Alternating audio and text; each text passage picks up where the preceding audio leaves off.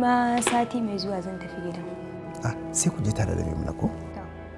Amma akwai abu daya. Saura kwana 3 ki gaya min sakamakon abin da tambaye ki. Kar ki bani kunya. Ki fidda miji, kin ji? Kowa ya san bana kula samari baban Maimuna.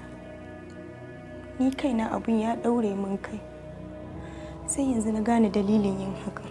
Ko me dalilin ki? Zuciyata ta gamsu da wani. Tun daga lokacin ba ta ƙara kallon kowa ba.